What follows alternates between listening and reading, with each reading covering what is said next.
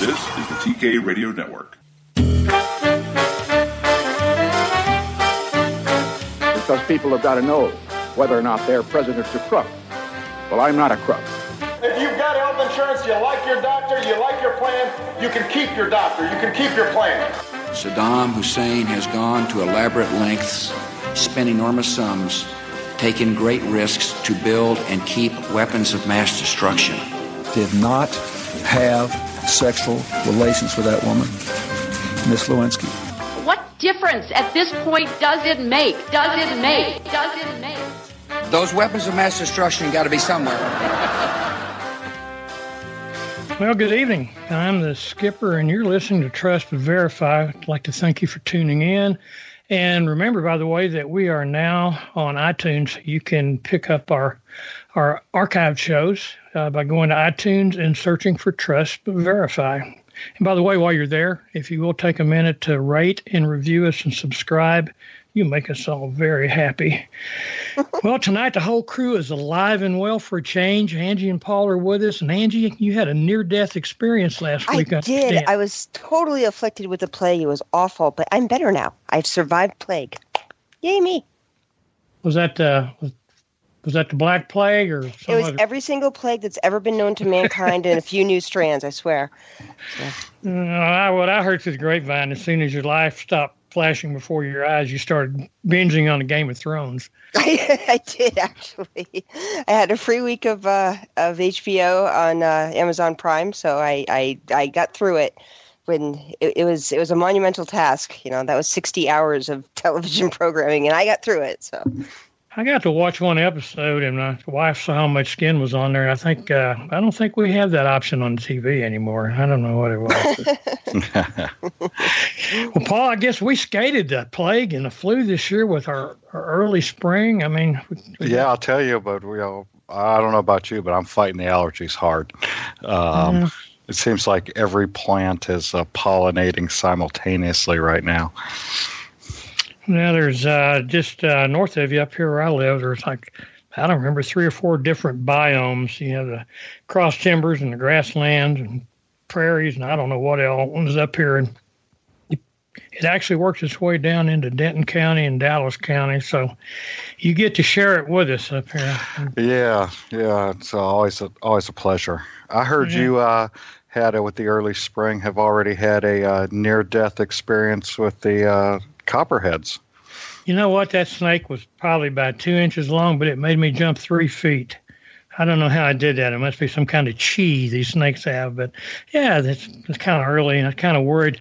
Anybody who lives out in the country knows if you see baby copperheads, then they got siblings around there somewhere, which means the nest was pretty close. But I sent him on to his next life, and hopefully he'll come back as something more benign. But it's something we're going to have to watch out for that. And rabid skunks and foxes. Ain't it great to be in the country? Well, also with us, and I never think to do this, but you'll hear this voice that comes in every now and then. It's not God. I don't care what he tells you. He kind of hovers in the background, and he's sort of ready to pounce on any error any of us make, no matter how slight. But it's our producer and good friend, Sparky. Sparky, are you out there? You ready to pounce? Yes, as a matter of fact, I am. I've coiled up like a snake, and I'm ready to strike at any minute. Like a little snake ninja, I guess. Little snake ninjas. Can't get any better than that. Well, I think we're going to have some things for you tonight you're going to want to jump in on. You know, I look at the news, and that's just been consistent over the last 2 or 3 weeks, or maybe a month now. It seems like the half of the nation whose candidate lost the election has suddenly become aware of reality. You know, it's like they just discovered we're a divided nation. Well, you know, I guess when their people were in power, they assumed that most of us were right behind them, except, of course, for the bitter clingers like you, Sparky, and the deplorables like Paul and I. But, you know, they also have awakened to this Orwellian nightmare that just all of a sudden materialized. We talked a little bit about that last week, and we'll talk a little bit more about it tonight. But what was a wake-up call? How did these people just all of a sudden, you know, this awareness materialize? Because things aren't going their way. Oh. It's not. Mr. Trump is far less authoritarian than actually Mr. Obama was, but they agree with Mr. Obama, so they didn't really pay much attention to all of these things. So, well, Paul, did you notice it being any more Orwellian since January, or? Yeah, overwhelmingly so. Yeah, with all the changes, like the bills to abolish the EPA and one or two other agencies. That's the reduction of Big Brother. That's quite Orwellian. I attribute a lot of it to the media going from fawning over the president to vilifying him. It's a good point. It's a matter of perspective, though. Because if you're the authoritarian government and somebody comes along and says, we need less of you, I guess from the perspective of the authoritarian government, that's Orwellian, right? I'm just trying to reverse it here because, Trump is not Orwellian. He is reducing government. You can't have a totalitarian Orwellian government with less government. But from the perspective of the totalitarian, less government is the Holocaust. I think that's why they're saying he's fascist, and we'll address that a little bit later. But that the whole fascist thing kills me on that too. But that'll be a good discussion. I've had this theory for years now that the left doesn't really have any firm understanding of the word of definition of words. And it goes even back to with the Constitution when they say it's a living, breathing document, which it's absolutely not. They really, everything must be fluid for them because they have to, keep moving the goalpost or the football or whatever, metaphor you want to use, but they have to keep moving it in order to keep making their points or to stay relevant. There is no consistency with anything with these people. If you're losing the game, change the rules, I guess. Exactly. Yeah, it's really a kind of a case of situational ethics. Yeah, very, very perfectly put, Paul. Well done. I like that. I'm going to use that. Situational ethics. Credit. Yeah, footnote credit. It's all he ever asked for. Well, I'm gonna use Orwell here to address some of this. These are probably not actually maxims, but I'm going to call them a maxim. This is one of the Orwellian maxim. He said, if you want to keep a secret, you must also hide it from yourself. Paul, how does that work? Does that mean anything or resonate with you? I end up hiding a lot of stuff from myself, usually when I'm trying to put it someplace where I know I'll remember it. But, but that's that's the slow onslaught of early Alzheimer's, I think. But I mean, that's a tough question for me. Well, people have hidden it they've hidden the Orwellian nightmare from themselves for, it's obviously been an internal secret with them. They just all of a sudden realize it's there. It's kind of like an Easter egg hunt. There weren't eggs under that bush yesterday. Here they are today. But, for 8 years, actually a lot longer than 8 years, we've had this dystopian movement. And yet, it's people don't acknowledge it. I keep secrets for myself if I don't want to deal with something. Yeah, I find the reason it's tough for me to do that is, something like that it's, apparently so jarring from what I'm seeing on the news for these folks is, if I have something that's disturbing my psyche to that level, I have a hard time just pushing it back and ignoring it. I'm going to try to reconcile it with, with my current belief system. So, that's what makes it tough for me is, to me, it's like, it's a clanging alarm going off that something's wrong, but, maybe I'm unusual in that way. I don't know. You talked about cognitive dissonance last week, and this is when you can simultaneously hold two conflicting thoughts in your mind and, not notice that, the conflict.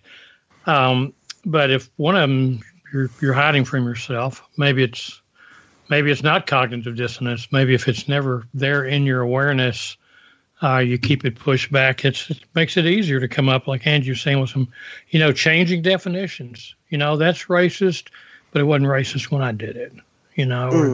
That's, you're being aggressive, but it was not aggressive when I set your car on fire because I don't agree with you. So anyway, I thought it was an interesting maxim. The media's played a big role in this. I mean, they keep a lot of information from people, from finding a lot of that. We work hard to get our information. I mean, we do a lot of research. We've been aware, I know both of you have, for our lifetimes, what's going on around us. Everyone's not like that. So it's easy for the education system and the media to, keep people in the dark. And I think that's part of it. Yeah.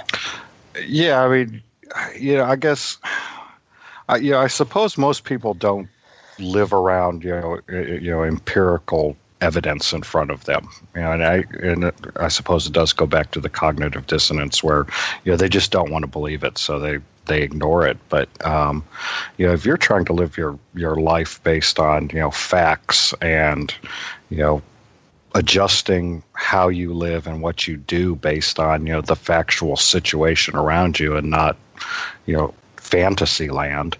I suppose, this is probably the last month and a half or so has probably been a real wake up call. I mean, look at what Hollywood's doing. I mean, and I think I mentioned it last week. A lot of the people that are screaming the loudest, are stars, or they're the people who follow stars and celebrities, and they're kind of just getting sucked into the whole Hollywood, view of the world, which obviously is not very realistic.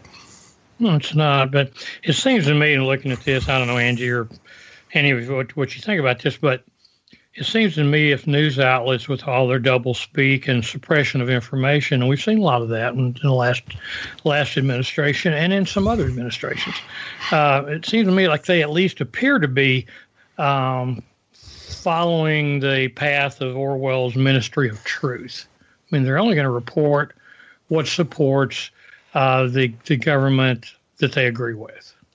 So, right. To me, that's Orwellian. It's been around for a long time, and we saw so much of it in over the last 8 years. Look at how the scandals were downplayed. The anti-gun crowd, let's just use that as an example. Well, we've got a pro-gun person on here, probably three, but Sparky, how was it that the anti-gunners never even blinked when that whole Fast and Furious debacle came to light? Well, because it's their side that's doing it. That's why. I mean, it's very easy to turn a blind eye when your side is doing something that you might disagree with when the other side does it. I think that it's more than turning a blind eye, though, because they sort of rationalize and they twist and they turn, and there's a lot of contortion going on in order to make it palatable to them. It's just not turning a blind eye. It's more than that. It's an active effort to put it all into a perfect little box so it fits your narrative. Oh, I don't disagree with that. I think you're probably right about that as well. But the fact remains that they agree or deny it ever happened with things like Fast and Furious. They're like, oh, well, that's tinfoil hattie. It didn't happen as bad as you make it out to be. And then when it turns out to be as bad as you made it out to be there, well, it was so long ago. It's a concerted... I don't think they actually care about the subject matter. They only care about winning, to be honest. Well, that's a certain percentage of people that I run across when I'm trying to debate these issues and online, which is painfully fruitless. But so you have that percentage of people that are just up there and I'm trolling, and maybe they think I'm trolling on my end, but there's this huge group of people that have either intentionally become oblivious so they wouldn't have to deal with the whole idea of cognitive dissonance is that you don't feel that pull when you go, what, this can't be right and that can't be right. You know, you don't get that sense of angst, you know, of I've got to resolve this. One of these is right, one of them isn't. Is it the road less traveled, or what am I going to do? But it's like these people, maybe they tune out to the point that they don't have to deal with it. Now I'm talking about the large body of people in the country, because a large body of people is different than you and I and the other people that are, you know, kind of carping from the peanut gallery now. So, you know, I don't know. I'm thinking about just the general public. Do they just not read that article? You know, not go to that site? They don't. Well, and that's the thing that I sort of became like shocked as soon as I became more and more aware, as we were digging in and as the Obama administration got underway and things were happening and things were being said, and I was digging in and researching, and things were being done in books and on Glenn's show, and it was just shocking to me how ignorant everybody was, and they were glad to be ignorant. And then they would get mad at me because I knew things, and they would argue with me. And then and I know Sparky has had this happen with him as well. And then when you can provide them with evidence, they get even madder at you, and then they can't get out of the argument. They box themselves into a corner of their own beliefs. And when you keep providing them evidence and you don't raise your voice and you don't get upset and you don't get angry, you just keep saying, well, what about this? And what about this? And you just keep giving them the rope, and they do eventually hang themselves. And that's when you lose friends, or that's when people just get, almost violent towards you. Yeah, that's when you get called a Nazi and a racist. Yeah, exactly. I mean, and that was basically the last straw, was we were all racist. Well, no, it really has nothing to do with race. I don't really care what color he is. It's got to do with X, Y, and Z over here. But if you're so small that you want to turn it into a color thing, then I guess that really says more about you than it does about me. So I'm vulnerable to some of that. I mean, I have, especially at my age, I have things pretty well lined out about what's real and what isn't real. And some of my stuff is dated, right? I formed those opinions, many years ago. I try to stay updated, but, I know I'm not that way completely. So let's say that I'm watching a video that I don't agree with. I mean, I have to force myself to watch it. And then I find myself kind of arguing with the video. Yeah, but what about this? Well, you're not considering this. Paul, I sent you a link to the video to that. You probably didn't get a chance to read it because you had stuff going, to watch it. But, that was that way. I kind of was interested in what the guy said, but then he went off the rails, and then I thought, wait a minute, you're not considering this. Well, I had my defenses up to the point that there was no way I was objectively absorbing. I guess that's a reasonable way of putting it. Objectively absorbing the information he was giving. And just accepting it and thinking about it the way it was presented, I was pushing back in areas that I said, no, I don't believe this is right. So, I guess that's common. But I think, Angie, when you get people to the point that they're so angry that they've taken you off the Christmas card list, you've put them in a position where their cognitive dissonance is untenable. You force them to emotionally face the reality that what they're thinking may not be accurate. And a lot of people don't like that. And how many times have you had a friend that was in a bad relationship and they come to you, kiss of death, right? What should I do? What should I do? And you go, get rid of the jerk. Well, they don't want to hear that. Right. And then when they go back to the jerk, you're not their friend anymore, because you didn't support the jerk. And, it's just an emotional thing, and I guess we're all part of that. Yeah, so many people are just, they're looking for the outside world to validate their point of view. And they're not going into, looking around in a, with a healthy dose of skepticism. And to me, you have to be skeptical of pretty much, especially these days with just a massive onslaught of, media coming at you from, every direction, every source. You carry it in your hand, in your pocket all day long. Your phone, pops headlines up to you every time, the Wall Street Journal or Huffington Post or whatever, puts out an article. If you have notifications set on your phone, it pops up, it's in your face, and you get a one-line blurb. And, I think a lot of people just tend to take that as the news, and they're not digging any deeper, and they're not looking at it with any skepticism. They're just saying, "Oh, that's how it must be," because this is the news source I trust. And I'm it's hard for me to go to those news sites because I know I'm going to be spending a lot of time discounting, a lot of the things. I mentioned this to a new acquaintance a couple of days ago. It's a young lady from, I guess, this new generation. She's just a little over 20. And we talked about, just the whole concept about getting facts, like you were saying, just facts. And I mentioned global warming. I said, look, I don't know. That's the thing about I don't know. And the reason I don't know is I can't get a straight answer. I have this group over here that has an agenda and this group over here that has an agenda. And I come down in a, and where I think I believe based on what I think their motivations are. But we rarely get, as you were kind of saying a while ago, we rarely get the unfiltered facts. We get pieces and we get a narrative. So, I think it's hard. And she was saying I have the same problem. I don't, a lot of times I don't know what to believe.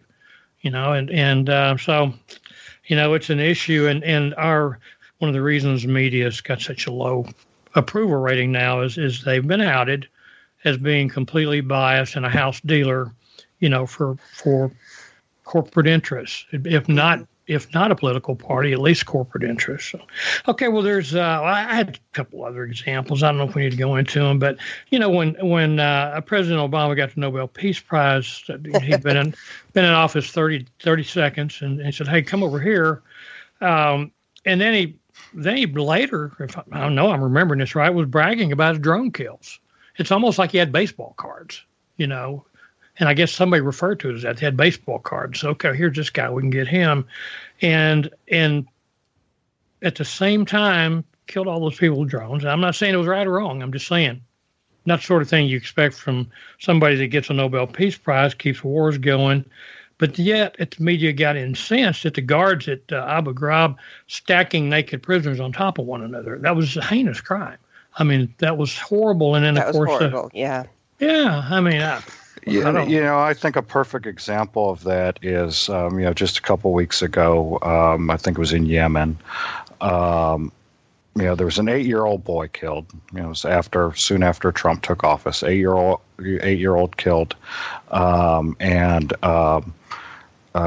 they were just, the media was just in a tizzy about it. I mean, going absolutely nuts that this kid had got killed. And in almost every article I saw on it and every video I watched on it, there was just a quick little blurb, almost as an afterthought that they stuck in there that, oh yeah, and by the way, this boy's 13-year-old sister was killed a couple of years ago by the drone strike from Obama.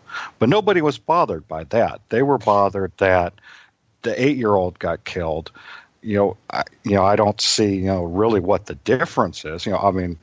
Obviously either president felt like they, had a reason to strike wherever these people were living. But, I think it goes back to that situational ethics. It's my guy, and, it's okay because it's my guy.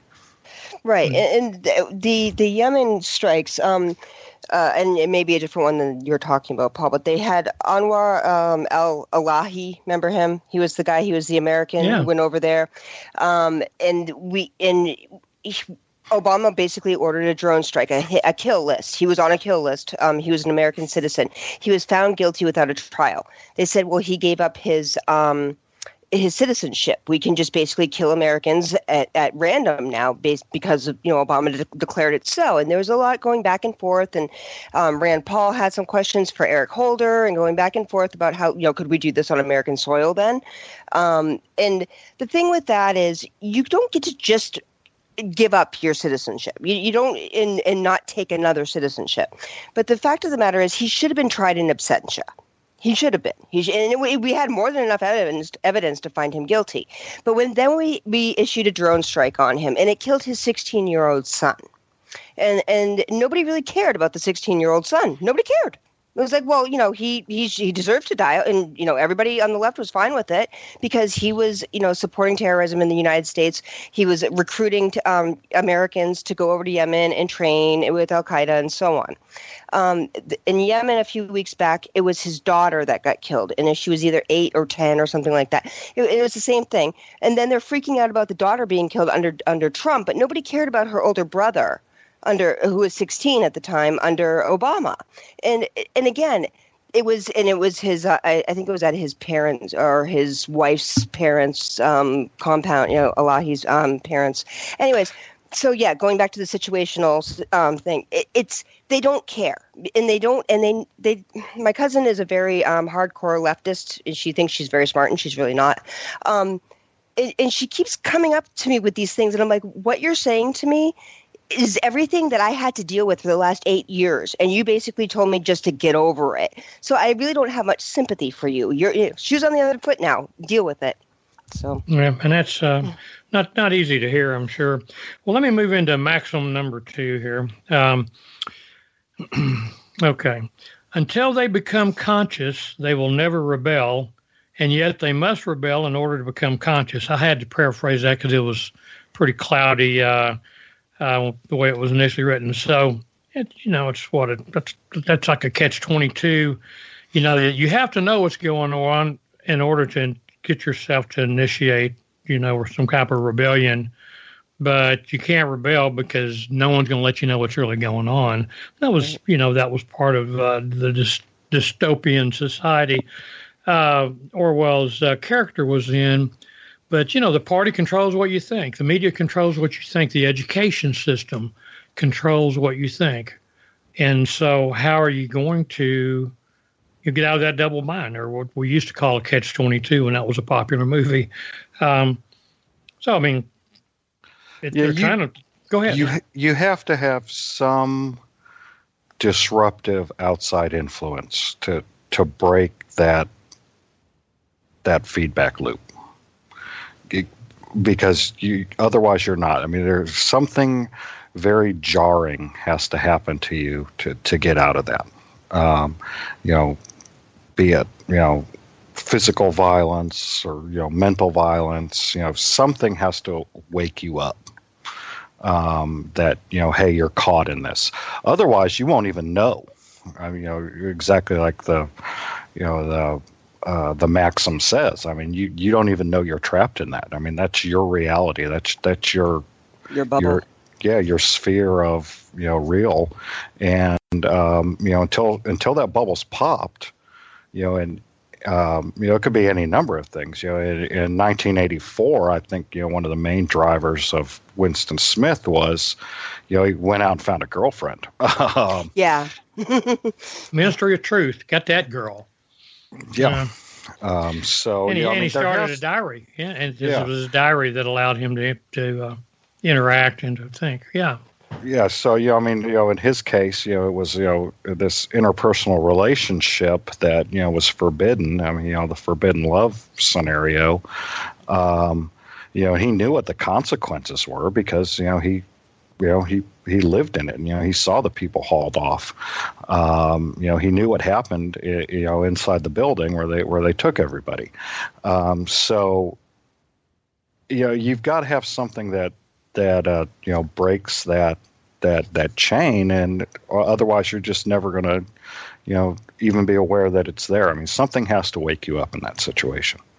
Jean-Paul Sartre was a philosopher who didn't believe in intimacy. He just the whole concept of nothingness essentially was boil it down in a nutshell.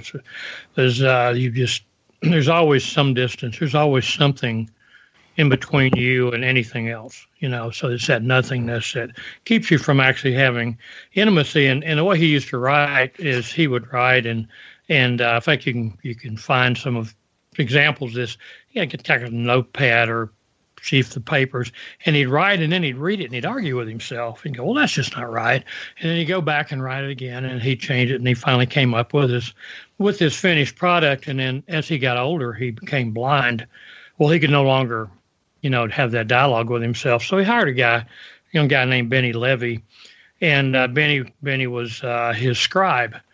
And Sartre would talk, and Benny Levy would write. And then Sartre would have Benny Levy read it back to him. And then he'd argue with himself through Benny Levy, and then he had Benny Levy's, input. Plus, now there was another human being in this mix, where all through his life it was just he and his own thought, and that he actually changed his opinion about intimacy in his last years. In fact, there's an article called The Last Words of Jean-Paul Sartre that explains all that, and all his followers just hated it. They said he just, he got old and he got scared, and so he made up this thing called God and intimacy, and I believe, and a lot of people believe, he actually had an intimate experience with someone that was so close that he, that person took the place. He was under that inner voice. And it's like you're saying, Paul, you got to have something from the outside, even if it's something that's reading back your craziness to you. And you go, wow, it sounds different when you're saying it. So anyway, Winston, the character in 1984, began his illicit diary, and then he and of course, Big Brother didn't want anybody writing anything down or thinking about anything, and that kind of began the whole process, which leads me to this concept of why we're not learning. Why are people so ignorant? And I'm using that in a pure sense, not as a slight, but our current education system isn't really preparing people, for anything. They're not being prepared for a responsible role in our economy or in our society, and just the education system, along with the media, they use what I would call misdirection to kind of confuse issues. They rewrite history. They start changing, as you were saying, Angie. They start changing definitions of what is, and then on top of that, they punish anyone who dares challenge their narratives, and you can't become conscious if you aren't working with some type of reality, and you see it everywhere. Well, Paul, it's like science. We all know what science is supposed to be. Science is never settled, right? First time I saw that, I broke out in hives. You can't say global warming science is settled, because by definition that can't happen. Right. However, 97% of scientists say it's settled. It's one of my favorite catchphrases from 80% of men who tried camels switched back to women too, but that's an old cigarette ad. Yeah. 4 out of 5 doctors who smoked also recommended candles exactly. To their patients who smoked. Exactly. All right. So science just became a tool. It became a tool to support whatever political or social narrative, was out there that, the government or the powers that be, or whatever you want to call them, had, and to ridicule dissenters without going on into all the history of, the global warming thing and how the dissenters there were treated. The truth of the matter is, and this isn't just in climate. You find it in genetics. If you look at all the arguments going on in genetics and DNA and all that, it's just as vicious there. Anyone that has any kind of a theory established, will rip your hair out if you come up with something opposing them. But it's no different today than it was with, say, Galileo in early 1600s. He was put on trial by the church for daring to theorize that, the Earth and the planets revolved around the sun. Dissenters are treated the same way today as he was treated. I don't think anyone's going to be at risk of being put to death, but their careers are put to death. They become persona non grata. Well, because you get with, science today especially, it's something I think that is somewhat different from Galileo. I'm not saying completely different, because, he was kind of in a patronage type situation where, he relied upon some, rich noblemen to, fund him.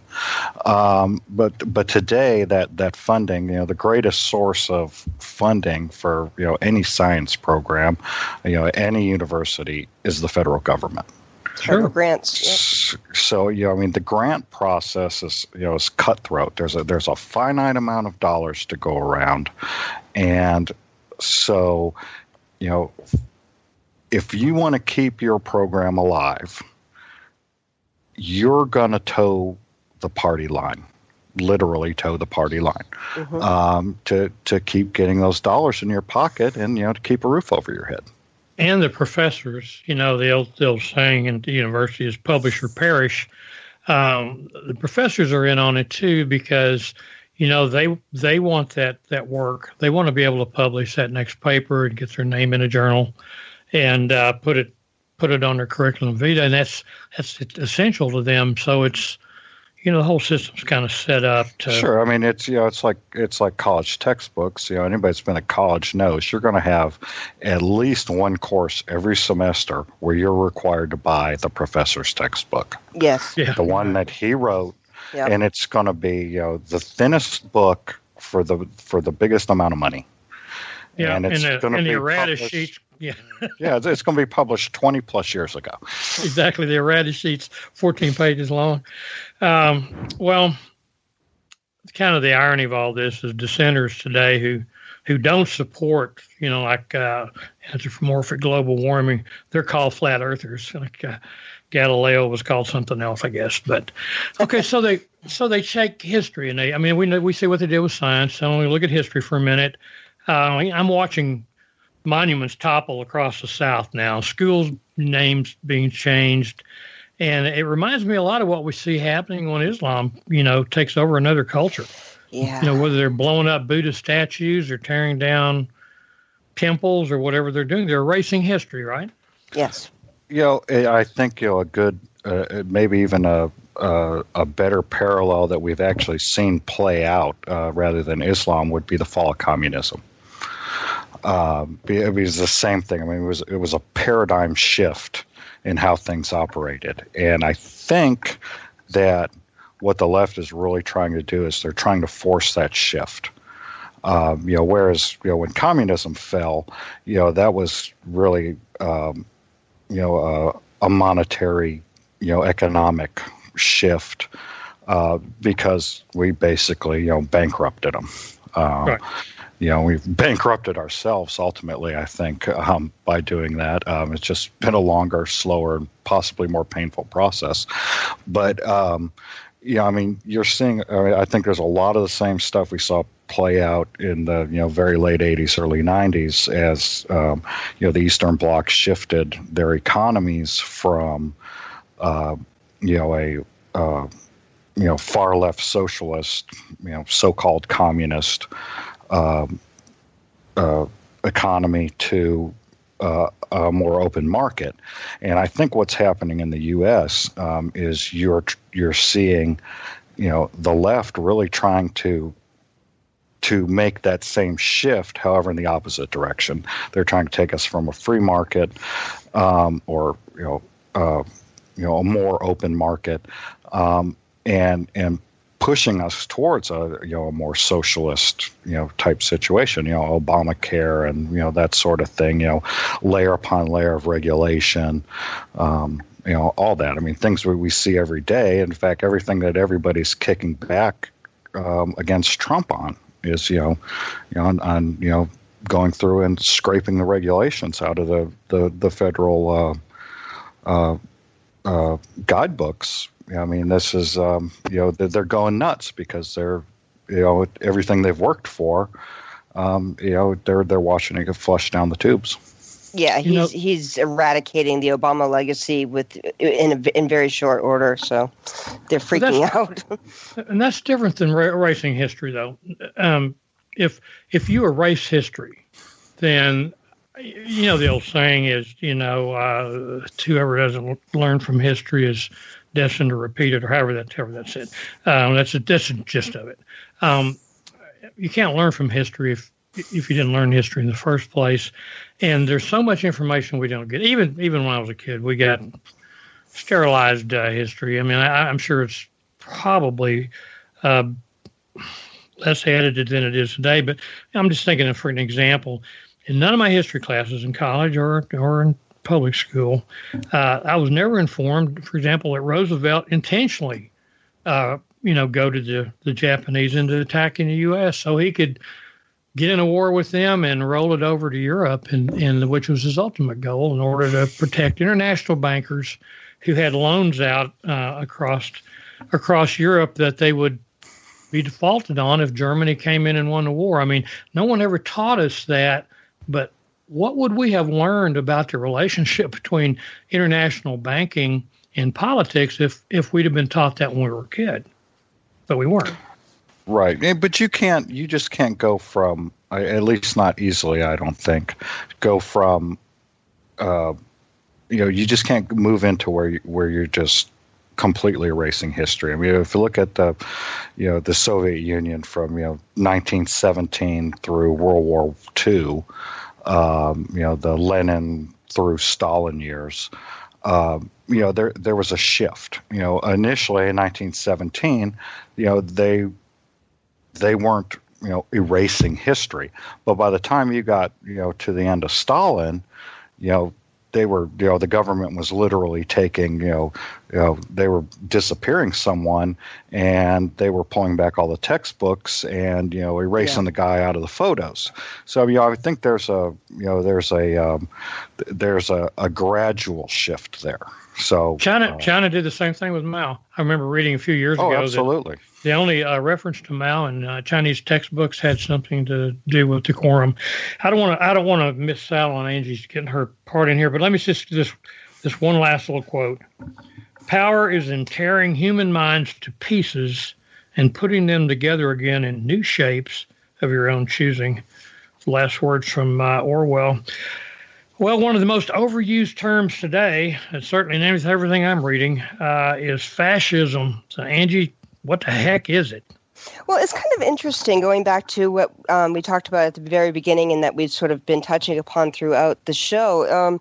It's these fluid definitions, and I don't know that fascism has ever been easily defined. Would both of you agree with that? It's never been really something that you could just explain this is what it is, it's X, Y, and Z. People on the left have always sort of pointed to the right and declared that we're fascist, which is, if you understand what fascism is, it never really made any sense to me, because we are not, fascism for one is very anti-capitalism. And we're certainly not that. We are capitalists by and large. Right. We believe in a free market, and fascism does not believe in a free market. And to that point alone, Mr. Trump or President Trump cannot be a fascist. I mean, it just doesn't sort of fit with the man's DNA. Academics have fought passionately over what the definition of fascism, but generally, there's 4 different characteristics that I've discovered. They believe that they believe in the nation rather than the individual or the classes. Was the key factor in political life. Let me see. Hold on. Go down here 1 second. The second, fascists shared a deep suspicion of capitalism, as I just touched upon, and they don't.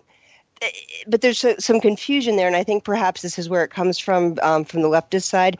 They believe conservatism goes hand in hand with this, but it doesn't. It's capitalism going back to Nazis. The Nazis they were conservatives, and they didn't like capitalism because it sort of broke up their norms, their historic norms, back to the beginning of German culture. So that's where they didn't like. That's where the capitalism versus conservatisms were at odds. Fascists are deeply anti-liberal and anti-democratic. Liberalism is rejected for its promotion of individualism and individual rights. And I don't think that the Trump administration is anti-individual rights. What do you guys say on that? No, I don't. I don't get that, Paul. Yeah, no, I don't get that completely. I think there's, I don't know. I think, in some ways the jury's still out on that one. I think there is some grumblings of kind of, heading towards a police state, and I'm not saying from the left. I think from the Trump administration themselves. I think we're going to see,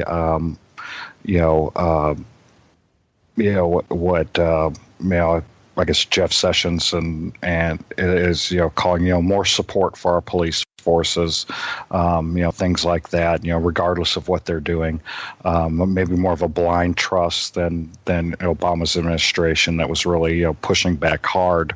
At least at the end.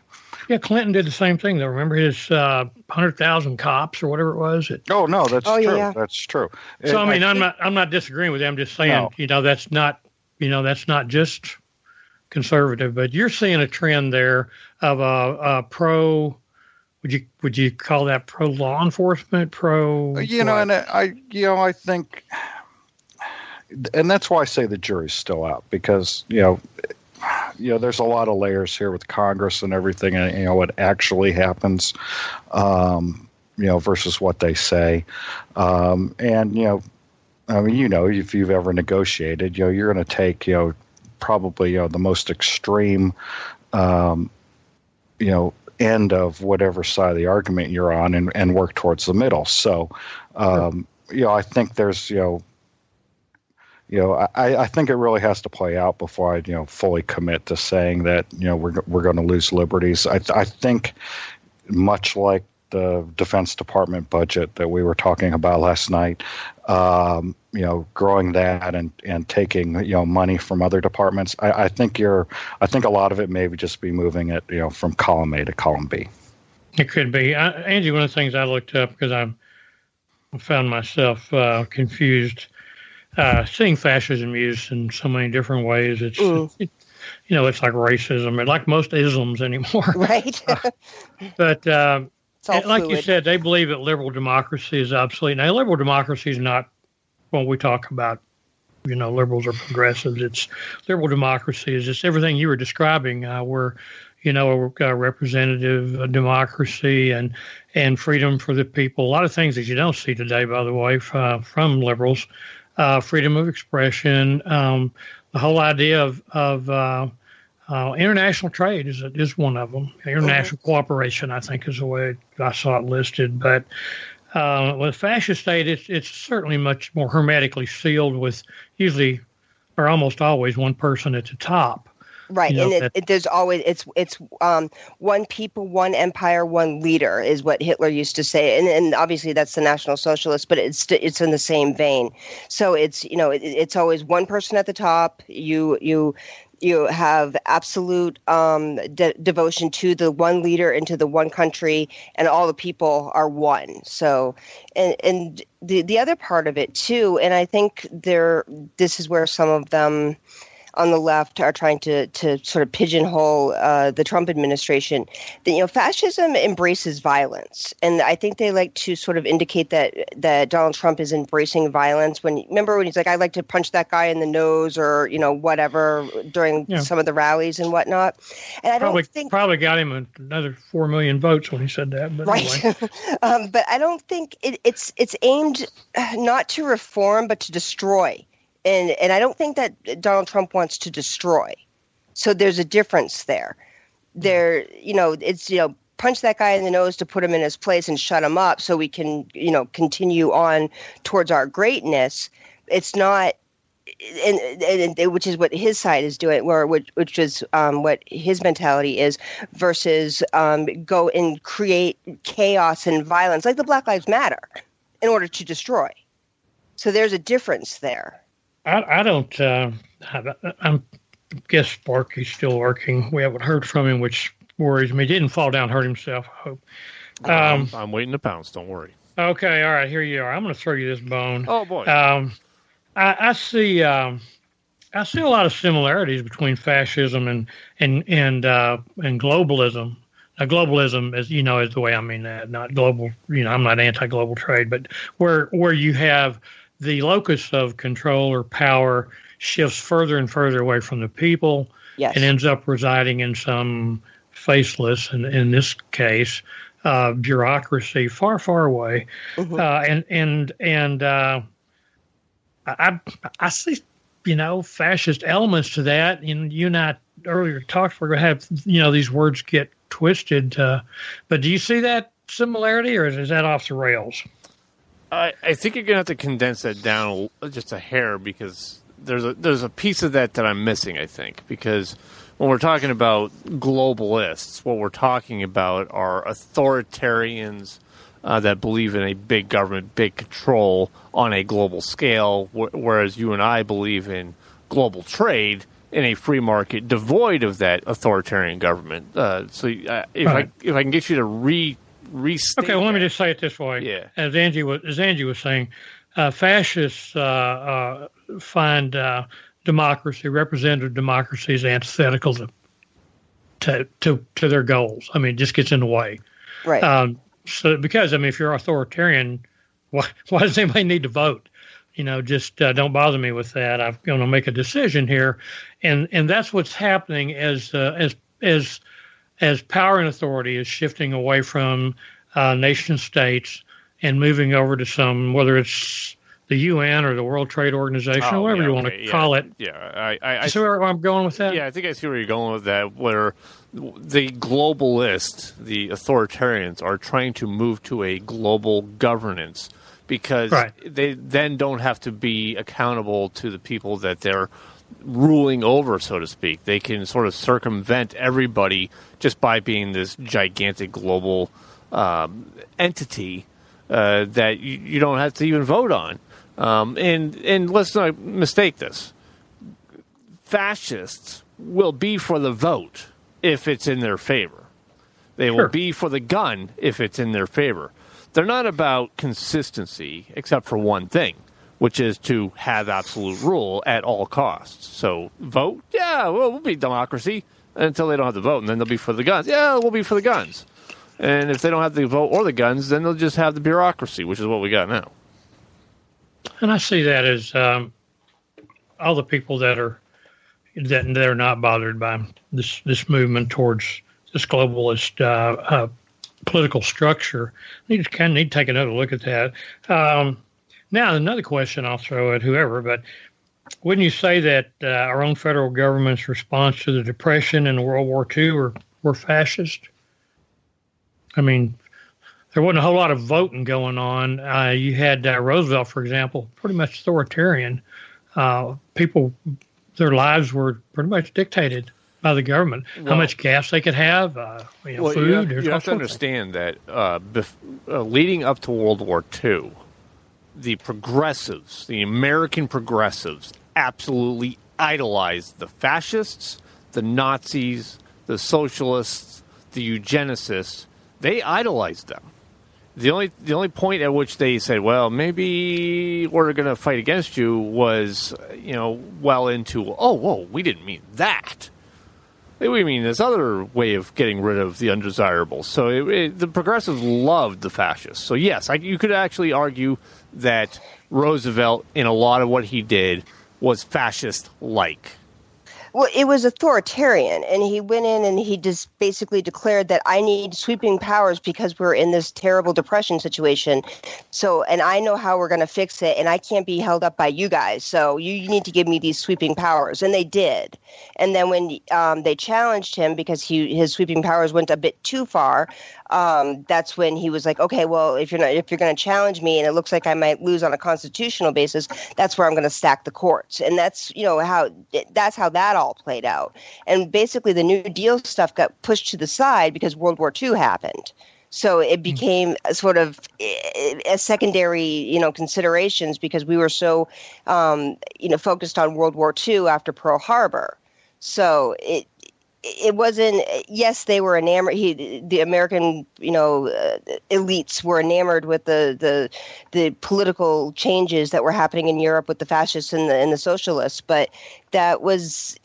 I wouldn't say that the New Deal stuff was fascism in and of itself. I would say it was authoritarian, but I wouldn't go towards fascism for it. Yeah, that's why. That's why I. Go ahead. That's why I just said. You could call it fascistic. But I don't know that fascistic. Yeah, it's similar. It's of that same vein, but I don't know that you could call it fascism because the American side we had the progressives. Yeah. Well, look at the war on. Anytime they use the term war on, then rights go out the window. if you look at any of the wars, the war on drugs, for example, that's when we first started seeing property seizures, and of any scale, not counting infrastructure and that sort of thing, just coming in and taking people's stuff, and fattening the coffers, of local, state, and federal government. So, I mean, to me, that martial law. I mean, it all is similar. But when a country is threatened, they're going to be comfortable with. They're going to want someone to make a decision. We intuitively know that when things get really bad, there can only be one person, guiding the ship. When I flew transports and we got in bad weather, if I was in the left seat, I don't care if the guy in the right seat was a colonel. I flew the airplane. There can only be one person, making those decisions, and you just have to rely on that person's capability. And I get that, and I don't necessarily disagree in the situation that you're talking about. But Rahm Emanuel said it. He, like 2 weeks in office, and he said, "Never let a good crisis go to waste." Yeah. They know that. They know that mentality that I'm in the driver's seat right now. I got to take control. You just sit over there and shut up. But this is different. I mean, when you're talking about maneuvering a country through a crisis, it's not the same thing as flying an airplane or driving a truck in a snowstorm or any of those sort of things. I mean, these are things that do require many different sort of bits of information and feedback, and one man cannot handle all of these things that we seem to think our president, somebody like a Barack Obama or a Woodrow Wilson or an FDR, they are not omnipotent. They are not just getting us through to the end here. They are talking about sweeping changes that will change our country for forever. So it's to make that lateral comparison is just sort of disingenuous, and that's what they count on. And forgive me, and it's emotionally based. I mean, because we fall into that. Of course we do. Well, I got one more segment that I'm going to throw out here, and I think it's short enough. It's controversial too. Okay, in the address that President Trump made tonight, he talked about a merit-based immigration policy. I don't know if you all had a chance to digest any of that. But essentially, if we're going to bring people in, they should have something to offer us. We shouldn't be bringing people in, who have nothing to offer, which is the way it is in every other country. So that's merit-based. And, of course, that means fewer third world, uneducated, unskilled people coming in, but probably more highly skilled people coming in, and maybe even taking American jobs. But my question is going to be on the first part of that.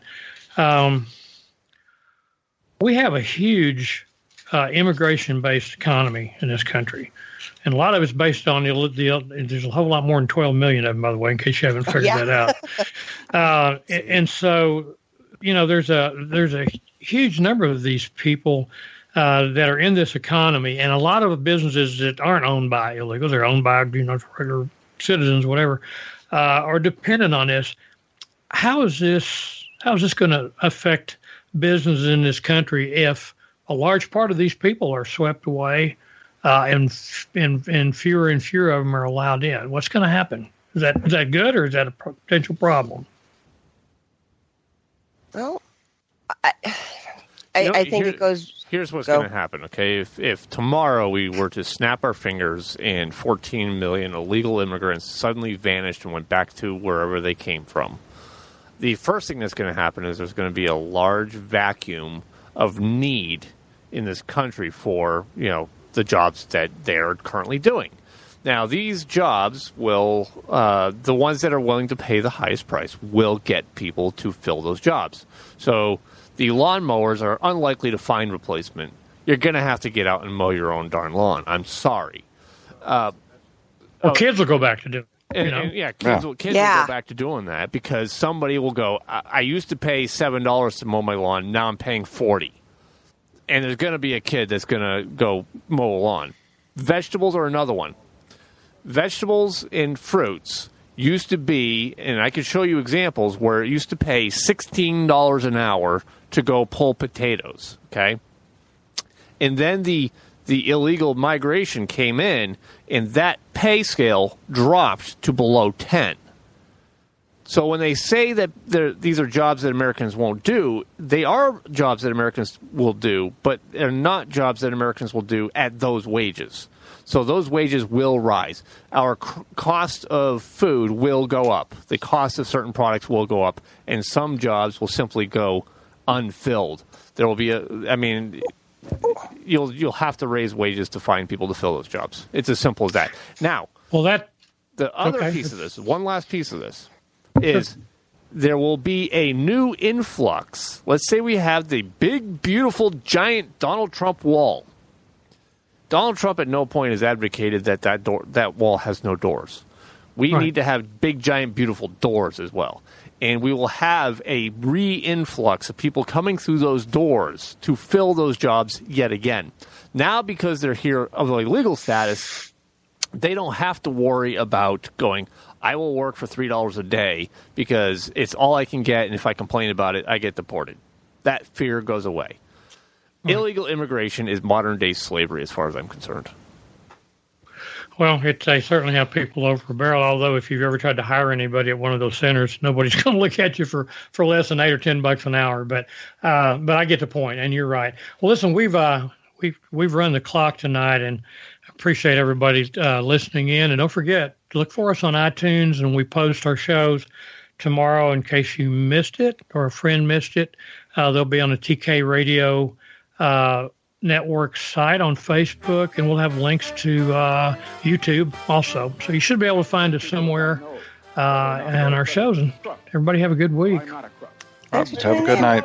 Bye. You like your plan, you can keep your doctor, you can keep your plan. Saddam Hussein has... This is the TK Radio Network.